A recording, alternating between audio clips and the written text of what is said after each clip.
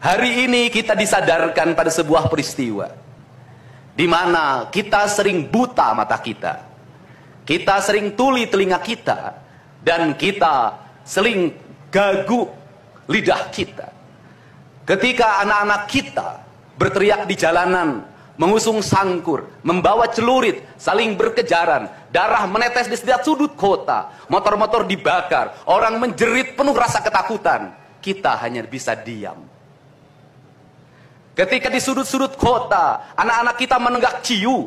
Ketika sudut-sudut kota, anak-anak kita makan eksimer. Ketika di sudut-sudut kota, anak-anak kita makan minuman oplosan. Mereka jatuh tersungkur, matanya merah penuh dengan rasa emosi. Pulang ngamuk ke orang tuanya, kita hanya bisa diam. Ketika anak-anak kita menghabiskan waktu main game online sampai jam 4 pagi, tidak masuk sekolah, di rumah ngamuk, mengancam orang tuanya dengan pisau, menusuk kakeknya dengan sangkur, kita hanya bisa diam.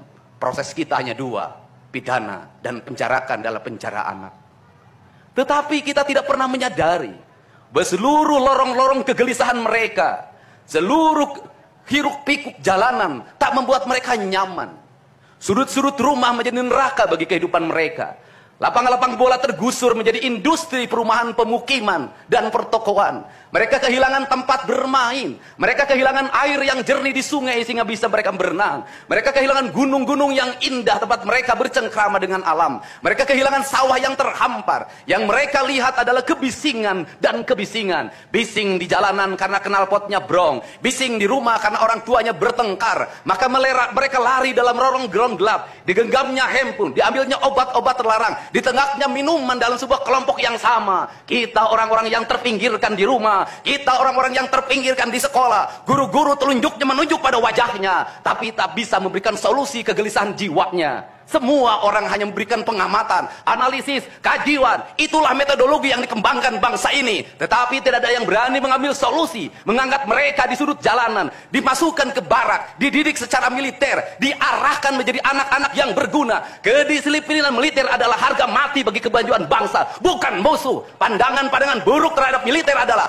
pandangan-pandangan orang yang takut anak-anak Indonesia bangkit, yang takut anak-anak Indonesia mencapai kemajuan. Mereka takut bangsa ini menjadi bangsa kokoh dan tegap. Mereka ingin bangsa Indonesia menjadi bangsa pemabuk yang setiap hari mabuk akan ilmu pengetahuan, yang setiap hari bertengkar di TV, yang setiap hari bertengkar di medsos, sementara hamparan kekayaan alam diambil sama mereka. Janganlah kita menjadi antek dari bangsa lain, memporak-porandakan diri sendiri dan bangsanya dengan alasan pengetahuan, dengan alasan hak asasi manusia.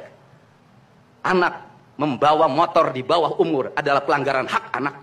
Kapan kita bertindak? Dan selama ini kita membiarkan anak-anak nonton film tanpa didampingi oleh orang tua. Itu adalah pelanggaran anak, dan kita tidak pernah bertindak. Anak-anak di bawah umur merokok, minum minuman keras, itu adalah pelanggaran hak anak. Semuanya kita berdiam. Anak-anak main game online, nonton tayangan-tayangan dewasa lewat media sosial, kita berdiam. Negeri ini akan hancur manakala semua orang berdiam. Maka orang yang memegang kekuasaan harus menggunakan tangannya untuk merubah seluruh kemunkaran ini menjadi sebuah kebajikan.